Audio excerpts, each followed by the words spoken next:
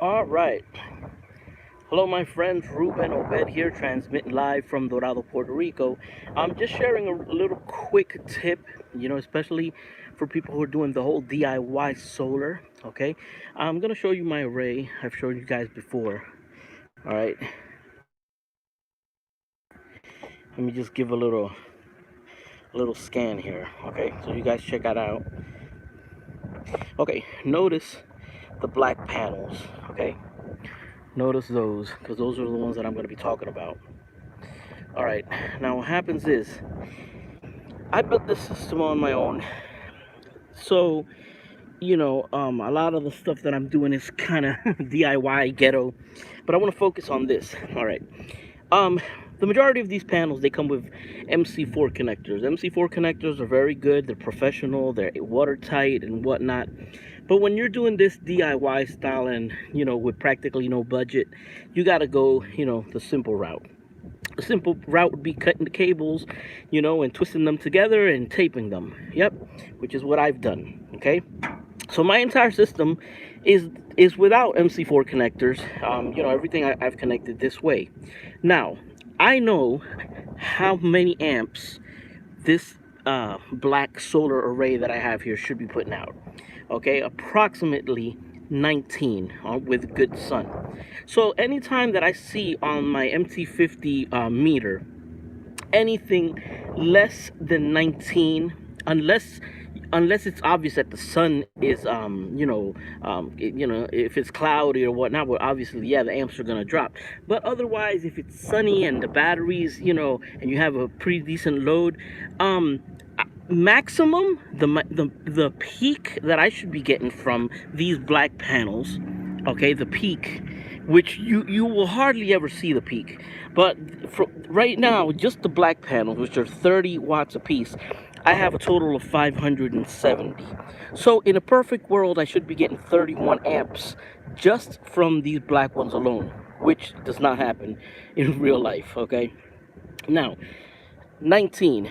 Each one of these in ideal conditions should be giving me 1.68 amps or 1.19, more or less. But I round it off to 1. That's all I expect from each of these is 1 amp. I have 19 of them, so I want my 19 amps. So it turns out that when I noticed for the last, let's say, week or so, I've been noticing that they've only been putting out 14 amps. I'm not counting the big ones. The big ones are on separate charge controllers. I'm focusing on this set. Well, anyways, to make a long story short, I come up here and I figured, okay, and I counted up to number 14, and then I noticed, okay, then from 14 on is where I have my issue. And when I go to the cables, I remove the tape, and the connections were fine, but there was a crud, kind of like a greenish crud that deposits on cables. Sometimes if you had cheap wire, or maybe if I didn't tape it enough and through the elements, the cables start to corrode with this greenish type, stuff. What did I do? I just cut it. I took off the tape. I cut it. I exposed nice, fresh, clean copper. I put one of these little caps, you know what I mean, and I put them back together. So lo and behold, I go downstairs, and there are my 19 amps. They're back. You know, why do I say this? I say this because a lot of times, most of the people that I see online, they are using MC4 connectors, and their systems are very, they spend some good money on it, but not all of us have the luxury of investing and buying expensive, you know, hardware and adapters and whatnot. Sometimes we got to go the ghetto route. Well, that's what happens when you go the ghetto route. You run across some unforeseen situations, which is this, cable connection rot. So if you have a DIY solar system, make sure, and you do it my way, if you cut the cables and whatnot, make sure that occasionally, you check it. If you notice that your amps, your power output from your solar is lower than it usually was, it may just be that a cable might be a little bit corroded or dirty.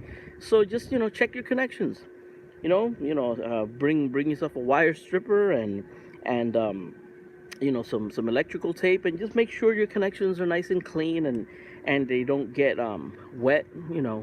I live pretty close to the beach, so there's a lot of salt in the air. So that in my particular case, that kind of worsens the situation. But overall, it wasn't that bad. It was just a little bit of corrosion, but yet I was getting 5 amps less than what I should have been getting. So now the 19 amps are back. That's the 19 from that particular solar array. But it's just something as simple as that. What happens is that when you got MC4 connectors, those things are really, well done, and you're probably not going to get this issue if you have, MC4 connectors and whatnot. But this is like for the DIY people like me, that you're using electrical tape and stuff like that. And so that's what happens. I've noticed a pattern. A lot of the cables nowadays are really crappy material. You know what I mean? So what I would say is, keep your eye out. Keep your eye out open for shitty cabling, because it's happened to me. I've had crappy cable, and it's actually worse in that situation. So that's pretty much it. So that's my tip. I just came inside. Let me see what it's looking like right now. Okay, as you can see right now, that solar array is bringing me 16.1. Okay, but the batteries are 14.2, so they're pretty much full. You know what? Let me turn on load. Let me just turn on a load here. And there is actually a couple of loads going. The refrigerator's going. My wife is actually using her flat iron. Let me turn on this light. I'm gonna turn this fan on. This fan is about 165 watts, so it's actually a heavy duty fan. Let's see if the amperage goes up. All right, let's switch here to the MT50. Okay, there it is, 15.8. It's going up. Let's see if the sun comes out a little bit more, because there's been a lot of clouds today. But mind you, the batteries are full, so it won't surprise me. Okay, there it went down. That means like a cloud went by. But what happens is, as you can see, I have multiple charge controllers.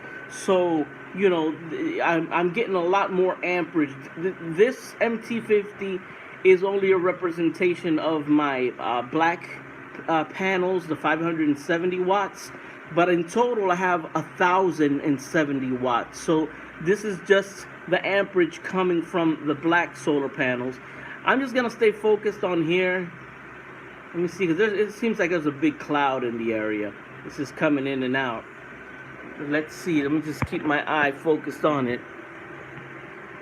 Yeah, if it shoots up while I'm doing this live video, then I'll switch over and show you. But 19 is what I'm looking for, and I did get it earlier when I came back down after the correction. But right now, since it went down to, the battery went down to 13.3. Let me try to get a little closer to here. Hold on, guys. All right. Come on, cable. All right. You see, since it's cloudy, it went down to 13.2. All right.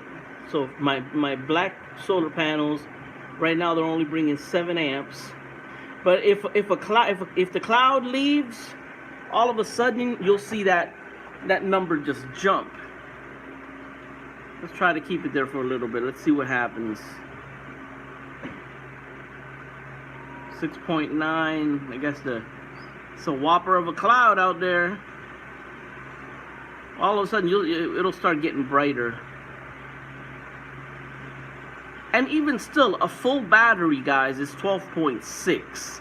Okay, 12.6, 12.7 if you're using a lead acid battery. If you're using AGMs, I believe they are a little higher. I think they're like 13 volts, a full AGM. But lead acid batteries, they go all the way up to 14.5, 14.6 when they're charging. and even 14.8 when they're in equalization. But yeah, this seems like there's clouds out there, so it's not gonna, it doesn't seem like it's gonna go up. It did go up a few minutes ago. It went up to 19. Let me look outside. Let me just look outside and see how the sun is looking.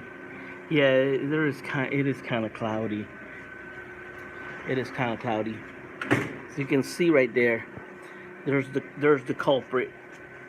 Okay, clouds covering the sun, but it's relatively a clear day. So once if you see the blue sky in there, but what happens is as the cloud passes, you'll see these numbers jump. Come on, Mike. Why do you want to come in the house all the time?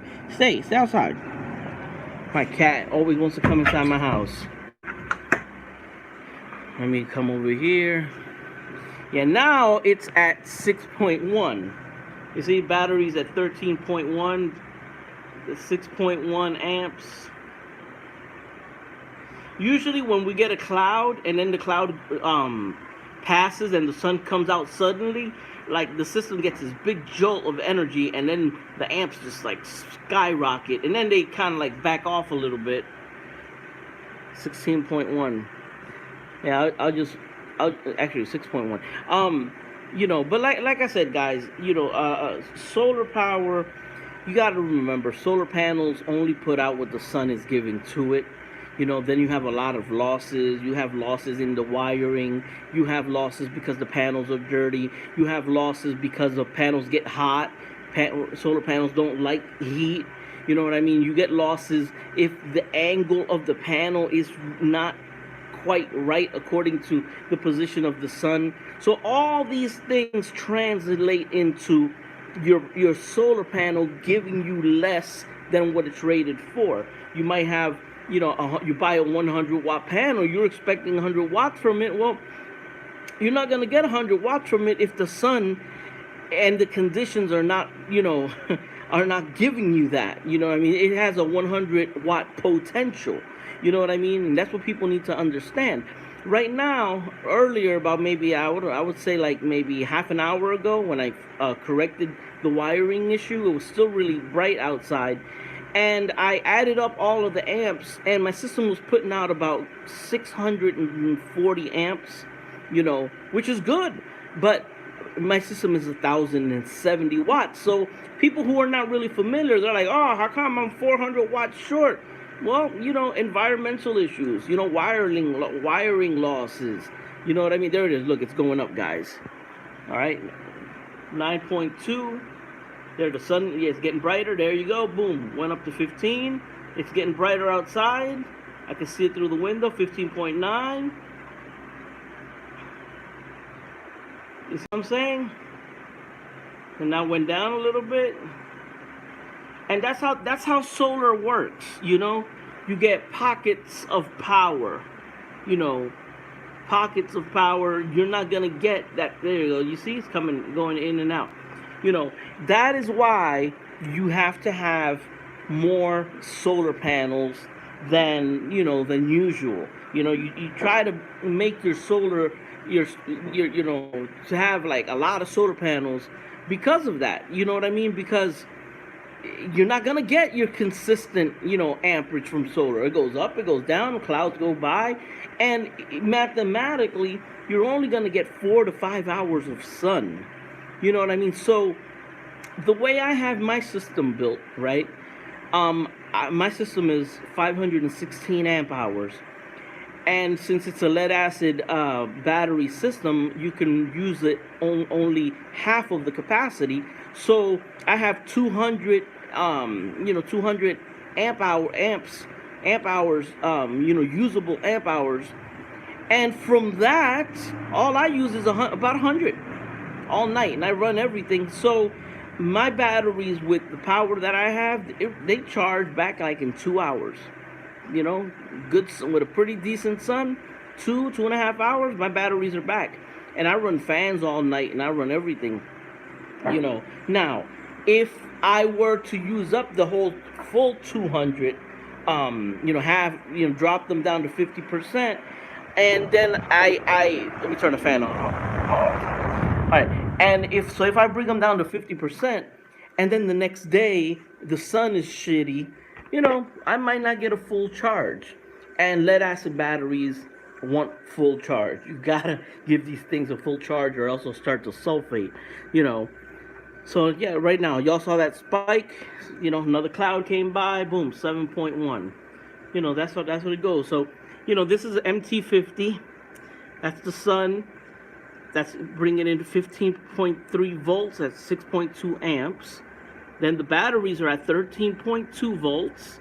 And the MPPT function of my EP-Ever charge controller is boosting this amperage up. Because what happens is MPPT charge controllers like those are very different than these. These are what they call PWM charge controllers. All these really do is bring down the voltage to a usable level, but all of the additional extra voltage is lost. MPPT technology, on the contrary, it has 15.2 volts. The algorithm brings it down, to a usable voltage, and whatever extra voltage, the MPPT turns it into more amps. So those, you're getting more out of your solar panels. See, the solar panels are bringing in 6.2, and the MPPT is taking that unused voltage and boosting it up another amp. So that's, so if you want to get more out of your solar panels, I'd say get yourself an MPPT charge controller. They're pretty good. PWM works. I'm not saying it doesn't work, but you get more juice out of it's like having an extra panel, just by having an MPPT. I think MPPT brings your efficiency up to like 95%, so it's pretty noticeable. Anyway, guys, so that's the video. That's what I wanted to share, so that could be one possibility of low power output. Check your connections if you're doing it DIY style like I did, and you'll know that it's that corrosion because it looks like a green powder. It's like a greenish powder, and it'll settle right on your connections, and Another thing that I do is I spray my connections with a little bit of WD-40. I don't know if other people do that. I do it. It repels water, and it kind of like helps for that corrosion not to set in. So that's just another tip. So all right, guys, well, I hope this tip was worthwhile for you guys. And if you need any advice or have any questions, please feel free to write in the comments. Ruben Obed, take care. God bless, guys. Peace.